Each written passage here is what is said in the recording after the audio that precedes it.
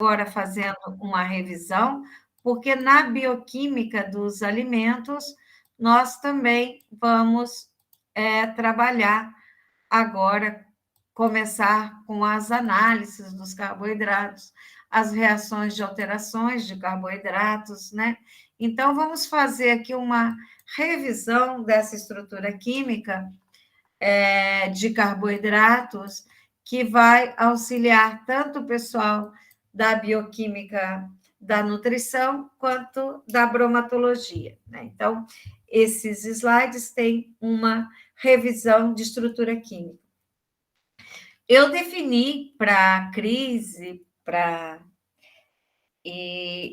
as meninas lá da bioquímica os carboidratos ou glicídios. Qual o conceito? Quando eu falo em conceito, é relacionado à estrutura química. Igual vocês viram, por exemplo, o que é uma proteína? É um polímero de aminoácidos. E o que é um aminoácido? Né? Aminoácido é um composto orgânico, né, que apresenta um grupo carboxila e um grupo amino ligados ao mesmo átomo de carbono alfa. E o que seriam, então, os carboidratos, que são denominados de glicídios, né, Ivete?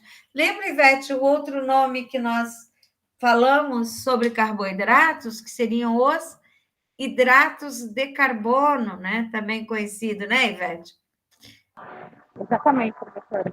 Isso. Então, eu disse para as meninas que carboidratos são definidos como polidroxialdeídos ou polidroxicetonas, ou substâncias que liberam esses compostos por hidrólise, né? Então, eles têm muitos grupos OH na sua estrutura química e fazem parte da função aldeído e da função cetona.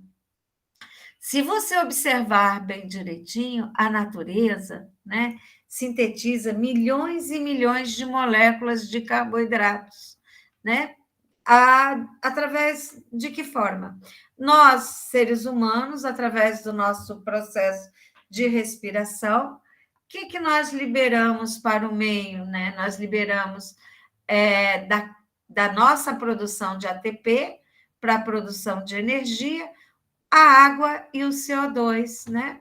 Essa água e esse CO2, presente, então, no meio, liberado por nós e por outros seres, né? São unidos, certo? E para formar os carboidratos que são sintetizados pelas plantas, né? Então, as plantas necessitam o quê? Da fotossíntese, né? Ou seja, do pigmento verde, da clorofila e da luz, para poder fazer essa síntese desses carboidratos. Observem pela reação que vocês estão vendo: CO2 e água em presença de luz, né, e do pigmento verde, sintetiza os carboidratos. Daí que vem esse nome de hidratos de carbono, porque um grande número de carboidratos eu posso escrever como carbono hidratado. Embora, gente, não todos, mas alguns carboidratos eu posso escrever como carbono hidratado. Esses carboidratos em presença de oxigênio são o quê? São oxidados e libera o CO2 e água. Então, vocês observem que para a síntese dos carboidratos é necessário energia, né? Sob a forma aí, então, da luz e a presença da clorofila, e quando eles são degradados, eles são quebrados, oxidados, eles liberam energia, tá ok? Vocês vão observar que a célula vegetal sintetiza milhões e milhões de moléculas de carboidratos. Quais são os principais carboidratos que temos aí na natureza? A glicose, a frutose, né? A maltose, nós temos o amido, que é a principal reserva vegetal, a celulose, as pectinas, certo? E entre outros componentes. E carboidratos de origem animal. Exemplos. Quem me dá um exemplo de um carboidrato de origem animal? Hein? Nós temos presentes o quê? O glicogênio, que é armazenado no fígado, né? O ácido hialurônico, tá ok? E os glicosaminoglicanos, e vamos em frente. Então, a classificação dos carboidratos, eles são classificados em monossacarídeos. O que seriam os monossacarídeos? Seriam aqueles carboidratos mais simples, que não são hidrolisados a outros, de menor peso molecular. Temos os oligossacarídeos, aqueles que apresentam de 2 a 10 unidades de mono, e os polissacarídeos, que apresentam mais de 10 unidades de mono, unidos por ligações glicosídicas, tá ok? E os carboidratos, eles são usados em alimentos e também para a produção de energia, né? Eles são a principal fonte de energia e eles são usados nos alimentos também para quê? Para que eu uso a glicose ou a sacarose no nosso cafezinho? É para conferir sabor, né? Essa energia desse açúcar no café, eu nem estou desejando muito. Eu quero mais mesmo é para conferir o sabor doce. Então, os carboidratos têm muito emprego para conferir esse sabor doce. Outro emprego também dos carboidratos nos alimentos seria para diminuir a atividade de água. Por quê? Porque o açúcar atua como conservante, porque ele tem essa capacidade de se ligar à água e, com isso, diminuir o conteúdo de água livre, né? Certo? Então, daquela água indisponível. Os açúcares não, os carboidratos conferem textura. Que textura é essa? Por exemplo, você coloca um amido em um mingau, para quê? Para que ele fique mais viscoso, né? Então, muitos deles têm essa propriedade de aumentar a viscosidade, certo? Então, vocês têm várias gomas com essa finalidade. Tem a goma xantana, que é produzida de micro-organismo, a carragenana, que é obtida a partir de algas marinhas, os alginatos também, que são obtidos de algas marinhas. Temos várias outras gomas que têm como função estabilizar o alimento, aumentando a sua viscosidade, né? Outra função também atuam como agentes gelificantes, como a pectina, que forma um gel muito utilizado no preparo de geleias, certo? Estabilizantes, né? Os espessantes, como essas gomas que nós falamos. E os carboidratos também são as principais fontes de quê? De substratos, de matérias-primas para as reações de fermentação. Por exemplo, eu vou produzir uma fermentação alcoólica. O que nós vamos estar utilizando? Os açúcares presentes aonde? No caldo de cana, vamos estar utilizando o amido, por exemplo, hidrolisado como malte da cevada. Então, eles são a lactose do leite para fazer a fermentação láctica, né? Então, eles são as principais fontes de substrato para as reações de fermentação, tá ok? Então, essas são as principais usos dos carboidratos. Como falei para vocês, em função do conceito, né? Aqui do ladinho, nós temos 2 carboidratos, né? Então, vocês estão observando que são polidróxido, ó, polidróxido. O que seria esse polidróxido? Tem muitos grupos OHs, e eles seriam polidroxialdeído, polidroxicetona. O aldeído, olha, que ele tem esse C-O-H no início da cadeia. E ao passo que as cetonas, esse C-O vai estar sempre entre 2 carbonos, né? Então, para diferenciar, esse grupo se chama de carbonila, Aqui eu tenho a carbonila, o C-O do aldeído, que está no início da cadeia, e o C-O da acetona, que está sempre entre dois carbonos, tá ok? Qualquer dúvida, vocês me parem, tá, meninas? Então, falando aqui dos monossacarídeos, eles são os carboidratos mais simples. São aqueles, como eu falei anteriormente, não são quebrados, não são hidrolisados a outros açúcares de menor peso molecular. E esses monossacarídeos mais simples, eles podem ser classificados conforme a função e o número de átomos de carbono. Então, eu posso ter aqui aldoses e cetoses, conforme eles sejam aldeídos ou cetonas. Se vocês observarem aqui do ladinho, o gliceraldeído é um aldeído que tem 3 carbonos, então ele é uma triose.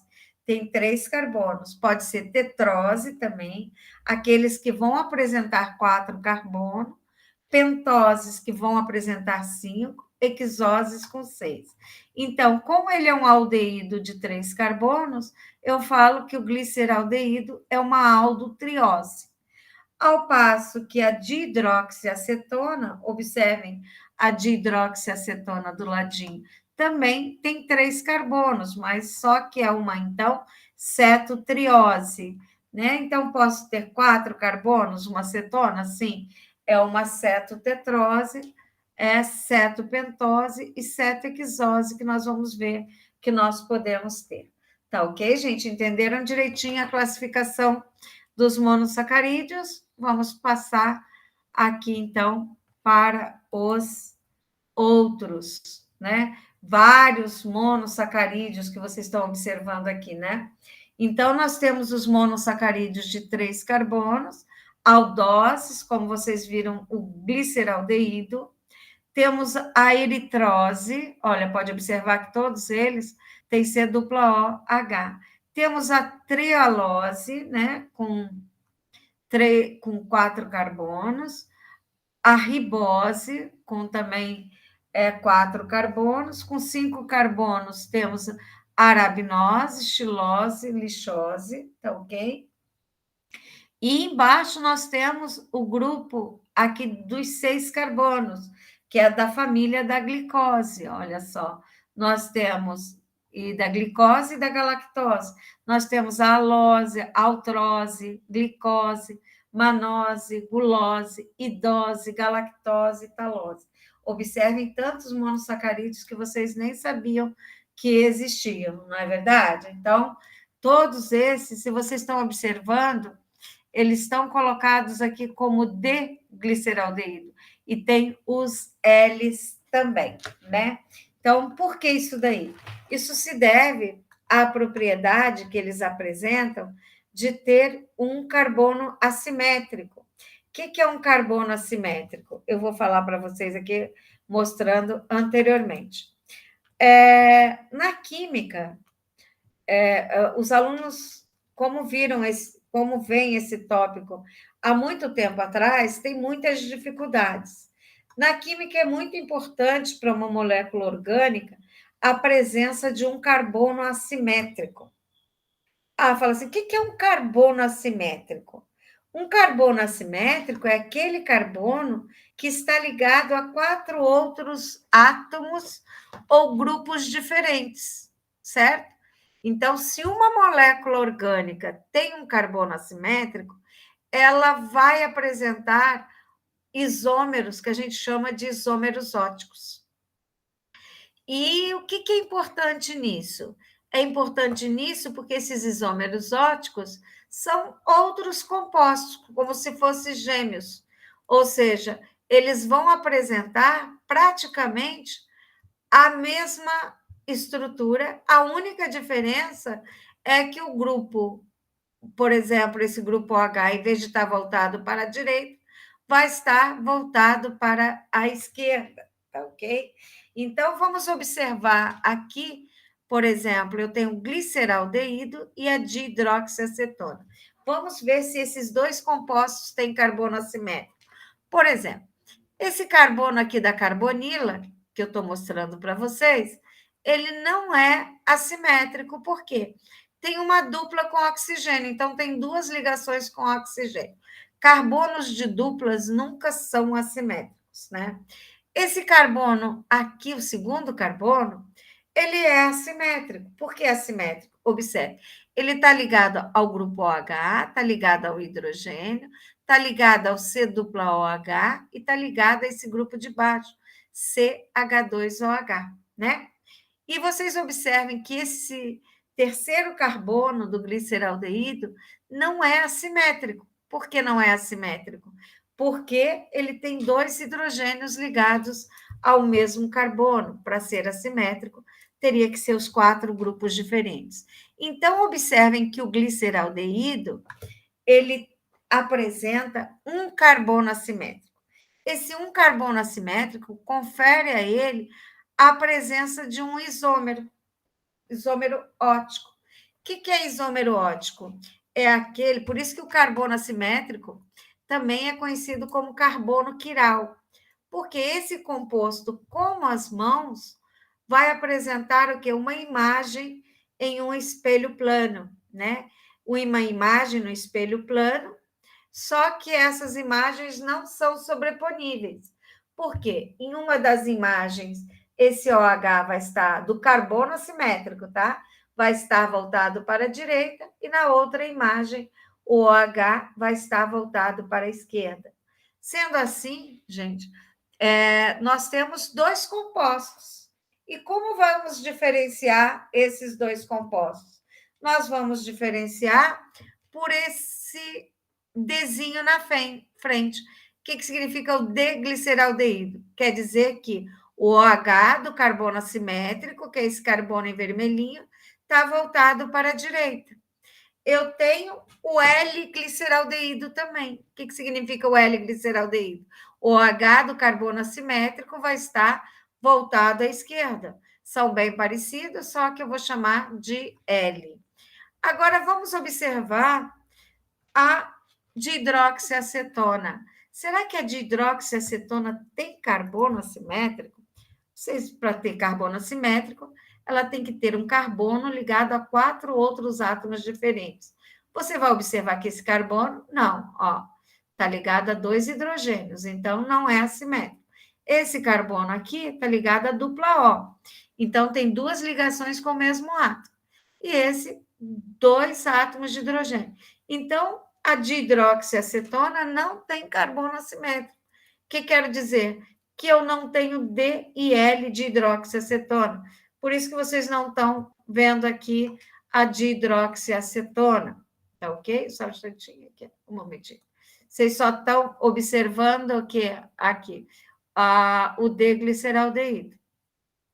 Então, ele tem um carbono assimétrico só. Então, eu tenho o D e o L-gliceraldeído. Se vocês observarem nesse composto aqui da eritrulose, observem que a eritrulose tem 1, 2, 3, 4 carbonos. Desses 4 carbonos, o primeiro não é assimétrico, o segundo é, e o terceiro também é, o quarto não. Então, tem 2 carbonos assimétricos.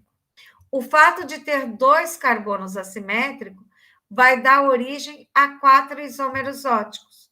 Por que 4 isômeros óticos? Porque para cada um carbono eu tenho 2, uma imagem, né, e objeto, né? Então, como nós temos aqui 2 carbonos assimétricos, então nós vamos ter 4 isômeros ópticos.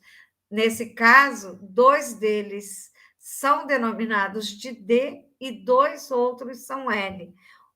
Para ser D, o OH, por exemplo, esse daqui, você fala assim, professor, esse daqui está à direita, mas esses daqui também não tenho dúvida, porque os 2 OHs estão para a direita. E nesse daqui, que um está para a direita e outro está para a esquerda, como é que eu sei que ele é D? Porque vão ser D aqueles que apresentarem o OH do carbono assimétrico mais distante da carbonila do lado direito. Então, por isso que ele é D-triose, entendeu? A L-triose teria uma estrutura similar a essa, a diferença é que esse OH estaria voltado o quê? Para a esquerda. Observe que na família dos 5 carbonos tem 5 carbonos, mas só 3 são assimétricos. Então, se 3 são assimétricos, o número de isômeros ópticos é 2 elevado a 3. Então, são quantos? São 8, né? Então, são 8 isômeros ópticos. São 8 irmãos gêmeos, entre aspas, né? Sendo que 4 deles são da série D e os outros 4 são da série L. E eles vão se diferenciar apenas em relação à posição dos grupos OH. Estão observando, né? E aqui na família de 6 carbonos, nas aldohexoses, vocês observem que nós temos aqui 4 carbonos assimétricos. O que eu falo? Lembrando a vocês mais uma vez, carbono assimétrico é aquele que está ligado a 4 grupos ou átomos diferentes, né? Então, quantos isômeros nós vamos ter? 2 elevado a 4, que vai ser igual a 16 isômeros. Se eu tenho 16 isômeros óticos, 8 são Ds e 8 são Ls.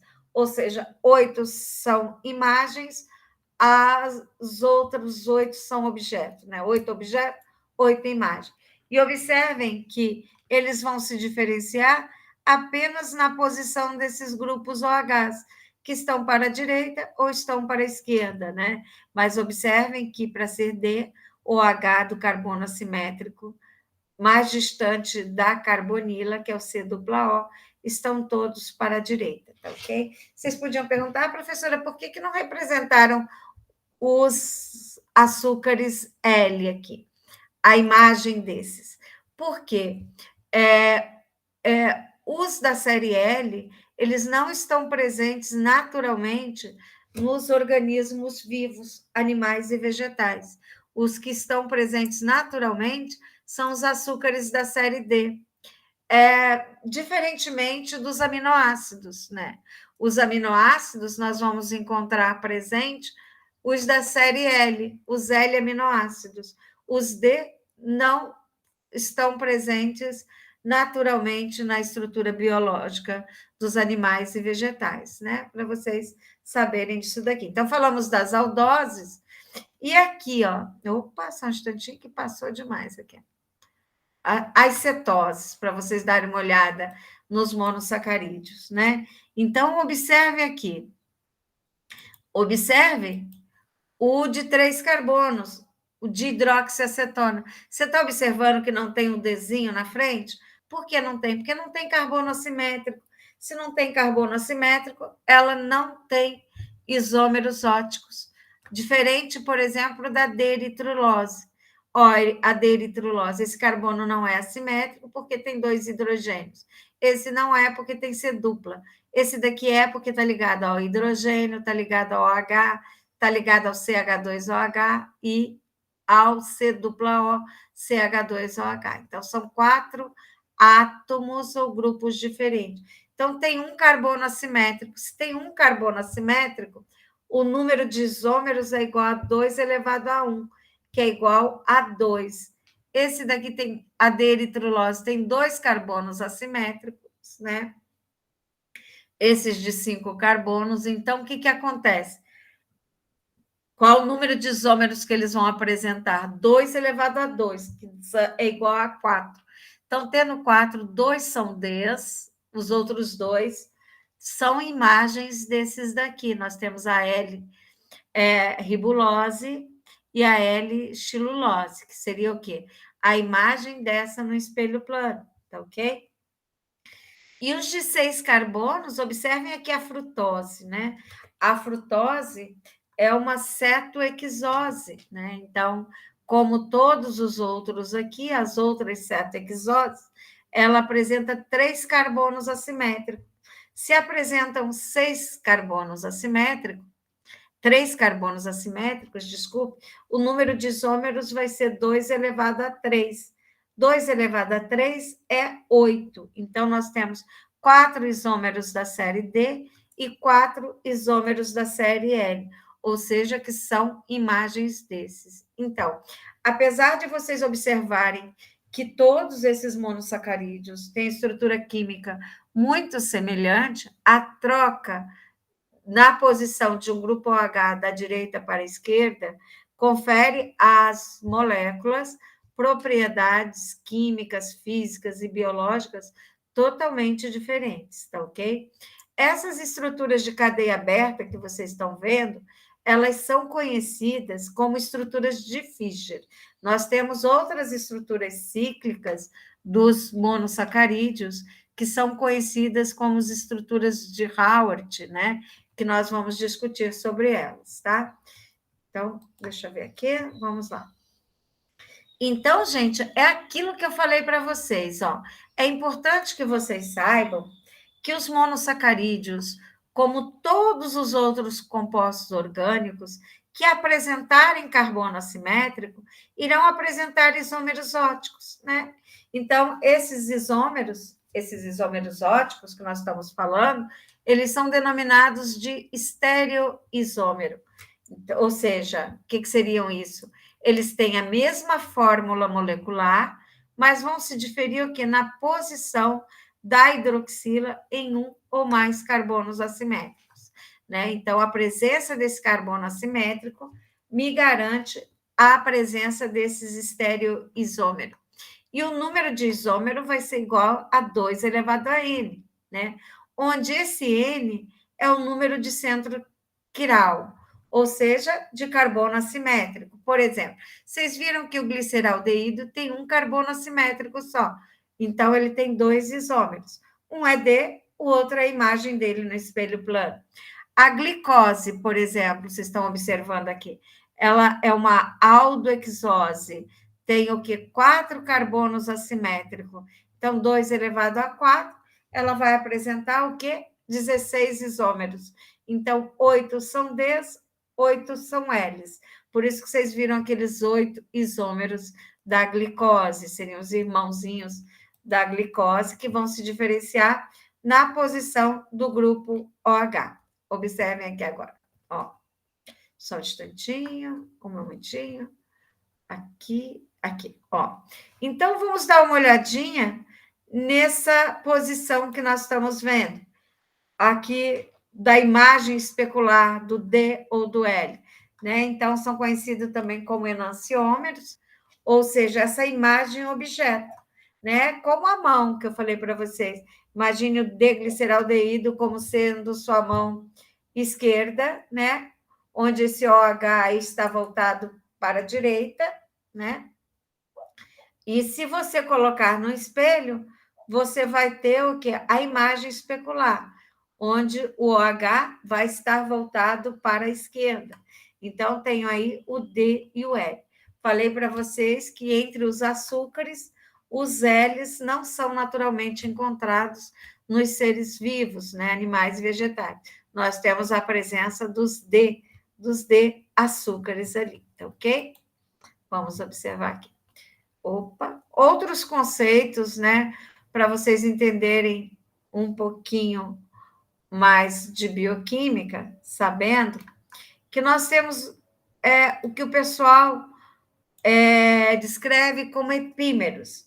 O que seriam o que seria um epímero? São compostos isômeros, né, que diferem-se na posição de apenas um carbono em relação à posição do OH. Então, observem, aqui nós temos a glicose e a galactose e a manose. Vamos pegar aqui a glicose.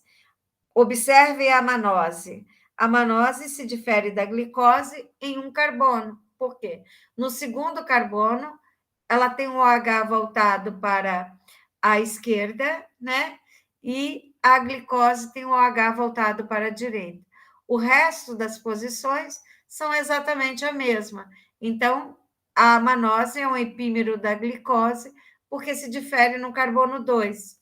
E vamos observar em relação à galactose. Observem aqui a presença da galactose, né? A galactose também se difere na posição dos substituintes do carbono 4. O H está para a direita, né? Está para a esquerda, desculpe, e o H está para a direita. Então, ela é um epímero da glicose no carbono 4. Vamos observar a manose em relação à galactose, que são 2 monossacarídeos, observe. são iguais no CH2OH, no segundo carbono elas são diferentes, ó. No terceiro elas são iguais, no quarto são diferentes. Então, a manose e a galactose já não são epímeros, porque elas se diferem em mais de um átomo de carbono, esses substituintes, tá ok? Então, gente, elas são epímeros e nós vamos observar que a glicose e a frutose, uma é uma aldoexose, porque é uma aldose de 6 carbonos, e a frutose é uma cetose, olha a função cetona aqui, de 6 carbonos também. Mas elas são isômeros. O que é um isômeros? É composto orgânico que tem a mesma fórmula molecular e estrutura diferente, tá vendo? Então, elas não são, elas têm a mesma fórmula molecular e a estrutura delas são diferentes. Elas não são isômeros óticos, mas elas são isômeros. Para ser isômero ótico, nós vamos observar, elas apresentam isômeros óticos, mas não são isômeros ópticos uma da outra, né? Tá ok? Vamos observar mais conceitos. Opa, só um instantinho aqui. Então, nós temos um outro conceito também. Ok, só um instantinho aqui. Um momentinho, meninas. Nós temos um outro conceito também, que é conhecido como diastéreoisômeros. Então, seriam o quê? São isômeros não sobreponíveis, né? Vocês lembram aqui que nós temos a D-eritrose, que é uma aldotetrose, porque tem 4 carbonos, tem 2 carbonos assimétricos, então ela tem 4 isômeros. 2 desses isômeros são enantiômeros, que são uma objeto da outra. Nós temos 2 que não são imagens especulares, ou seja, são conhecidos como diastereoisômeros, tá ok? Então, são isômeros óticos, mas não são imagens objetos. São os D-eritrose, D-treose, vão ter nome diferente, tá ok? Os enantiômeros seriam a D-eritrose e a L-eritrose, a D-treose e a L-treose, tá ok? Certo, meninas? Vamos seguir em frente. Vocês vão observar, quando a gente começar a descrever lá na bioquímica da nutrição o metabolismo, que os monossacarídeos, principalmente aqueles de 6 átomos de carbono, no meio, eles vão apresentar-se em solução sob forma de estruturas cíclicas. Cíclicas como essas que vocês... Opa, só um instantinho. Ciclos... Um momentinho que está aqui passando aqui descompensadamente. Ciclos como esses que vocês estão vendo aqui, ó. Semelhantes ao pirano, que é esse composto aqui, e semelhante ao furano, que é esse composto que vocês estão observando. Então, quando vocês observarem nos livros de bioquímica, vocês vão observar que os carboidratos de 6 átomos de carbono em solução vão estar escritos, desenhados sobre a forma de estruturas cíclicas, não aquela estrutura que nós mostramos anteriormente, conhecida de cadeia aberta como estruturas de Fischer. E por que isso acontece, gente? Isso acontece devido a reações químicas de formação de M-acetal, né? Então, como seriam essas reações de formação de M-acetal? Vai ocorrer sempre que nós tivermos um grupo aldeído perto de um grupo álcool, tá vendo aqui aldeído e álcool? Então, o que acontece? Esse carbono, ele atrai esse oxigênio aqui. Então, observe que esse oxigênio se liga aqui a esse carbono. E esse oxigênio está ligado a esse R, certo? Beleza. Então, ligou-se aqui esse OR. Só que esse hidrogêniozinho aqui, o que aconteceu com esse hidrogênio? Ele vai se ligar a esse outro oxigênio aqui de cima. Vai falar assim para mim, mas professor, esse oxigênio já tem 2 ligações, o máximo que ele pode fazer. Mas o que acontece é que esse carbono, essa dupla se abre, né? e essa dupla se abrindo, esse hidrogênio se liga aqui em cima, né? Então, isso que acontece devido à atração entre o C-dupla-O do aldeído e o OH, ou C-dupla-O do grupo cetona com OH também. Vai ocorrer a mesma coisa, vocês estão acompanham. Essa dupla se quebra, né? E esse oxigênio se liga a esse grupo R, certo? Esse hidrogênio aqui que eu estou mostrando, opa, só um instantinho. Esse hidrogênio aqui, ele vai se ligar a esse carbono, certo? Então, observe o carbono ligado a R1, a R2, esse carbono ligado a esse grupo OH, aqui de cima, né? E ligado a esse outro R aqui. Então, nós temos com isso a formação de M-acetais, né? Isso que vai ocorrer com os carboidratos, as aldexoses ou as aldocetoses, né? Desculpe, as cetoexoses, né? Então, as aldexoses, uma aldexose vai ter estrutura semelhante ao pirano, e uma cetoexose sempre vai ter uma estrutura parecida com o do furano. Vamos observar aqui do ladinho, olha só. Imagine aqui a glicose, né? Então, o que acontece? Quando eu tenho a glicose no meio, eu vou observar a glicose é uma aldoexose. Então, beleza, a estrutura cíclica da glicose vai ser uma estrutura piranosídica. Por quê? O que vai acontecer? Né? Então, nós vimos que o que vai acontecer é que esse C-dupla-O aqui, né, esse oxigênio, vai atrair um OH desses daqui colocado. E como nós falamos que o pirano tem quantos átomos de carbono? Ó, 1, 2, 3, 4, 5 átomos de carbono. Se tem 5, com qual OH que esse C-dupla-O vai reagir? Com o OH do carbono 5, ó. 1, 2, 3, 4, 5. Então, esse OH aqui do carbono 5 que vai se ligar no carbono 1, tá bom? Então, se ligando no carbono 1, nós temos aqui, ó, essas estruturas que vocês estão vendo. Ela vai fechar, porque o que vai acontecer? Isso daqui vai se ligar ao oxigênio, esse hidrogênio aqui vai se ligar a esse oxigênio que ficou livre, porque essa dupla ela vai se abrir. Então, lá na sala de aula, eu vou mostrar para vocês melhor como ocorre essa ciclização.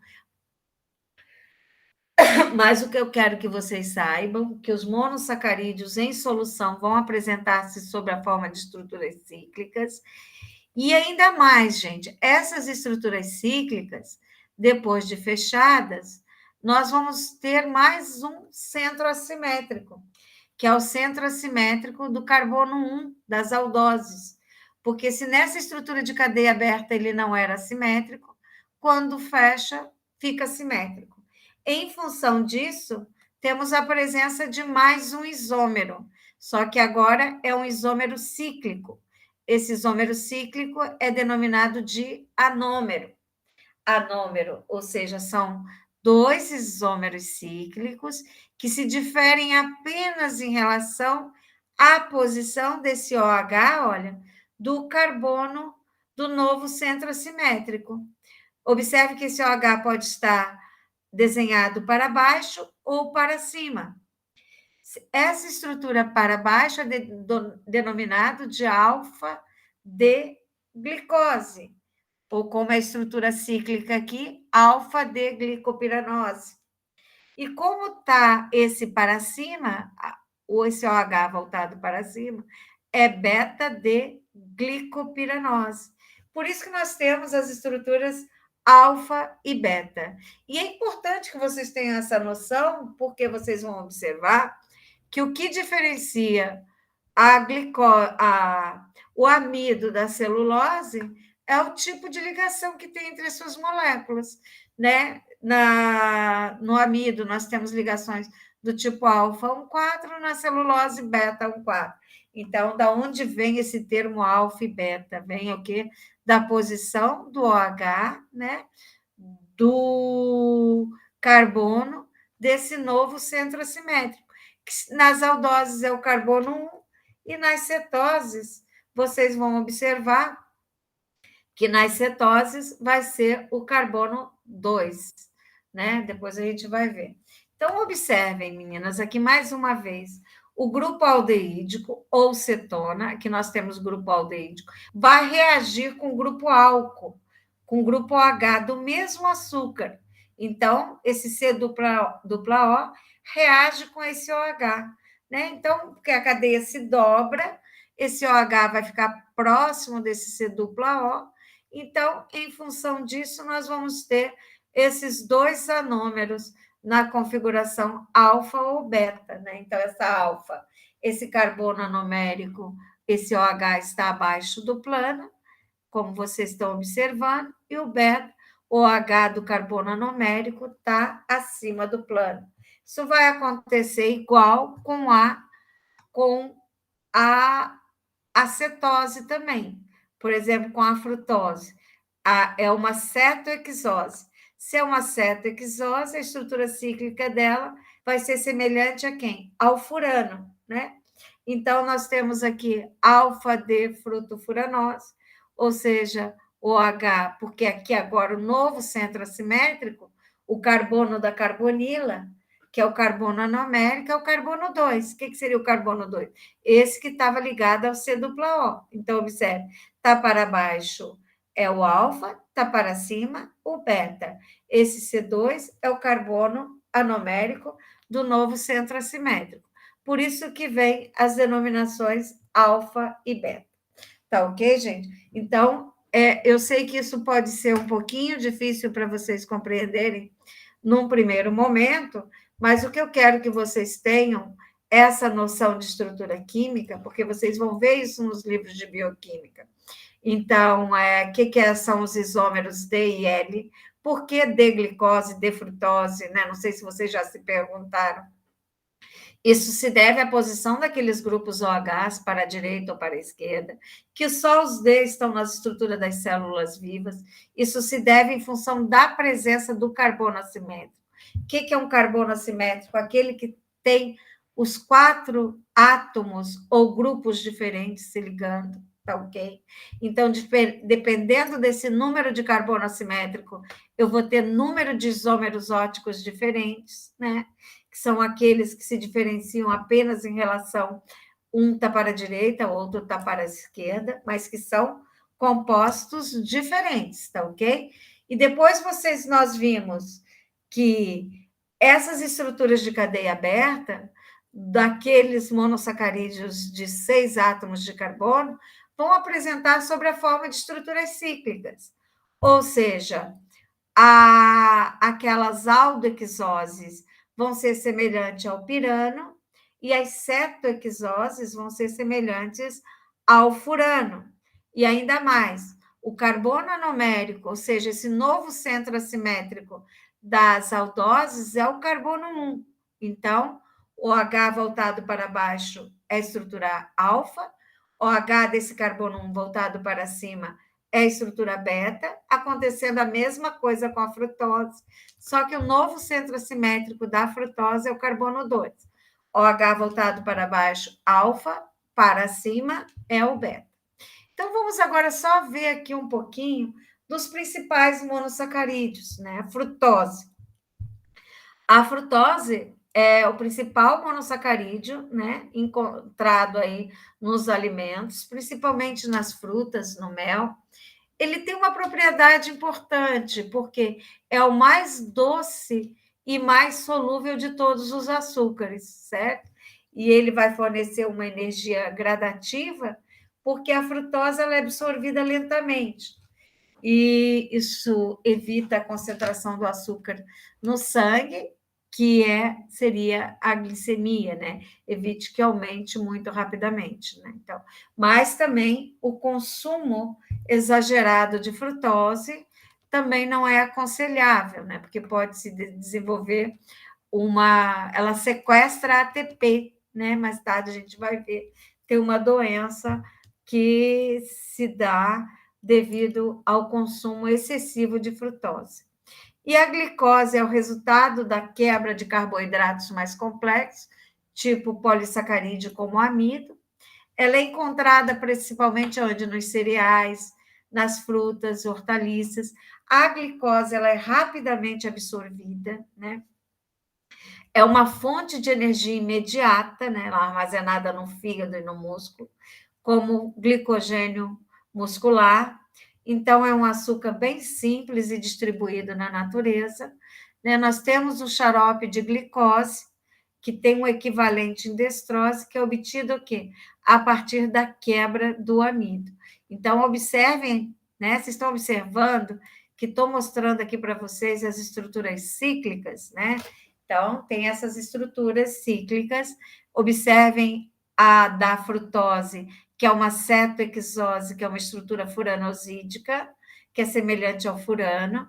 É um ciclo que tem, ó, 5 átomos, né? Um deles é o oxigênio. E a glicose é uma aldoexose, né? Então, tem 6 átomos no ciclo, sendo que um desses átomos é o oxigênio e os outros 5 são carbonos, tá ok? Então, por isso vocês observem essas estruturas cíclicas aí mostradas. A galactose também vai ter a sua estrutura cíclica, né? A galactose, ela vem da onde? Da hidrólise da lactose. Quando se quebra a lactose, nós temos galactose e glicose. Então, observem que nós temos a estrutura alfa e beta. A alfa, o OH voltado para baixo, e o beta, o OH voltado para cima. Então, é importante para vocês entenderem nos livros de bioquímica essas nomenclaturas, tá ok? Da onde vem isso daí. Então, gente, vamos observar propriedades importantes dos monossacarídeos. Né? A gente diz na química que todos os monossacarídeos são açúcares redutores. O que quer dizer isso? Quer dizer que algumas substâncias, em presença do açúcar, eles são reduzidos. Um dos reagentes é o reativo de Feeling, ou reativo de Benedict. Né? Então, o que acontece? Se eu tenho o reativo de Feeling ou de Benedict, eles apresentam essa coloração azulzinha. Olha, estão observando? Que se eu coloco um açúcar, se ele tiver essa propriedade redutora, essa cor azul vai se transformar nessa coloração vermelho tijolo, tá? Tanto o reativo de Feeling quanto Benedict tem a coloração vermelho tijolo. Então, todos os monossacarídeos, eles vão ter essa propriedade de reduzir o reativo de cobre mais 2 a cobre mais 1. Essa cor azul é referente ao cobre mais 2, e o cobre mais 1 tem essa coloração que vocês estão observando no desenho, que é essa coloração vermelho tijolo, tá ok? Por outro lado, vocês vão observar que também nós temos o reativo de Tollens. Esse reativo de Tollens é a base de prata mais 1, né? Então, em presença do açúcar, reduz a prata mais 1 a prata 0, né? Essa reação ela é utilizada, às vezes, para recuperar sais de prata daqueles raios-x, né? Das revelações dos raios-x, porque como eles são revelados com sais de prata, ele tem a presença de prata mais 1. Então, você forma uma solução alcalina ali, com amônia, coloca um açúcar, o que vai acontecer? Eu vou ter a deposição da prata. Né? Se eu faço isso num tubo de ensaio, olha, se eu coloco uma solução de prata mais 1, como cloreto de prata, em um meio alcalino, e adiciono o açúcar e aqueço, eu vou ter o espelhamento na parede de um tubo de ensaio, dizendo que a prata mais 1 se transforma na prata metálica que se deposita na parede do tubo de ensaio, tá ok? Então, isso é uma forma da gente verificar essa propriedade redutora dos açúcares. Então, todos os monossacarídeos vão apresentar essa propriedade, né? Ou seja, vão fazer essa reação. E os oligosacarídeos? Lembra que nós falamos que os oligosacarídeos são aqueles que apresentam dois ou mais monossacarídeos unidos pelas ligações glicosídicas, né? Então, tem de 2 até 10 unidades de monossacarídeos. Se vocês observarem, a gente diz que, no caso dos oligosacarídeos, eles vão ser classificados em redutores e não redutores, né? O que seriam açúcares redutores? São aqueles que apresentam o OH, né, desse novo centro assimétrico livre. O que eu quero dizer livre? Não envolvido na ligação glicosídica. Por exemplo, vou mostrar para vocês. A maltose é um disacarídeo, né? A maltose é um disacarídeo. Ela é formada pela ligação tipo beta 1,4. O que significa?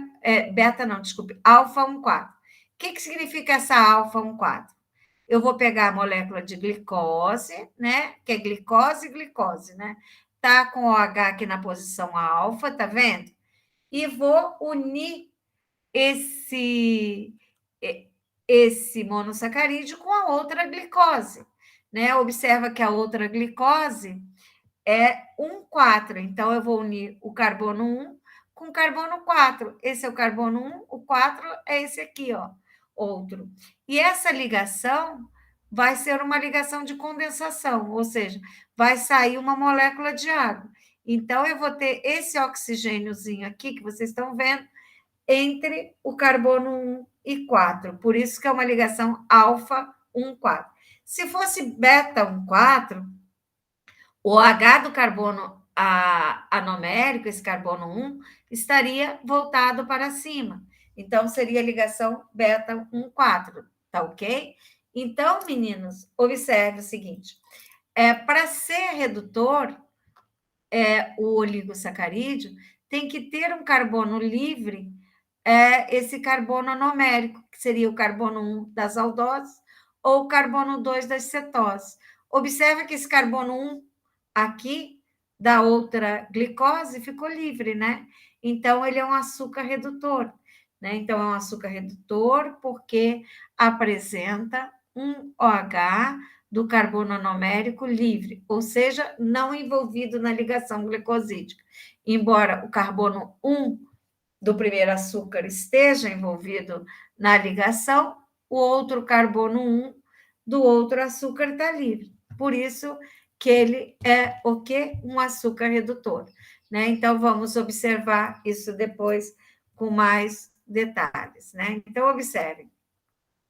Os disacarídeos são constituídos, então, de 2 unidades de mono, unidos por ligações glicosídicas. Nós temos aí a maltose. O que é a maltose? Glicose, glicose. A lactose, galactose, glicose. Aqui na bioquímica, essa ordem influencia bastante, né? Porque vai ser outro tipo de ligação. A sacarose, glicose, frutose.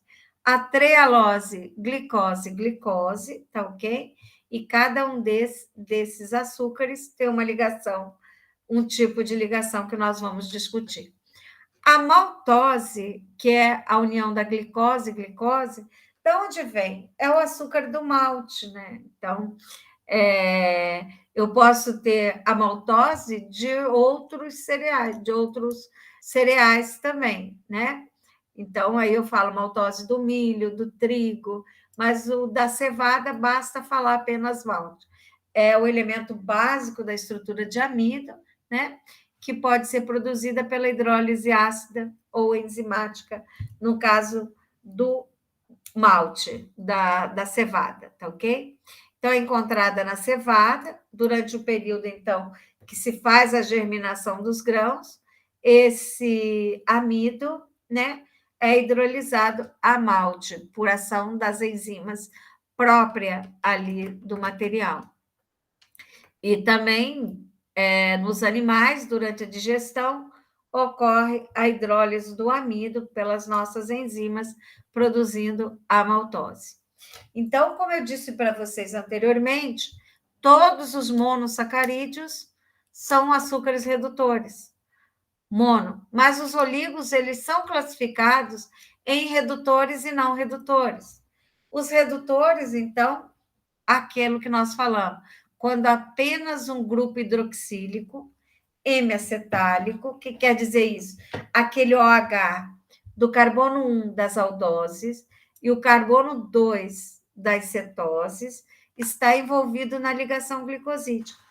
E eles são considerados redutores porque eles vão reduzir, né, o reativo de Philip, que é a base de cobre mais 2 a cobre mais 1, tá ok? Então, na presença desses íons pratas, né?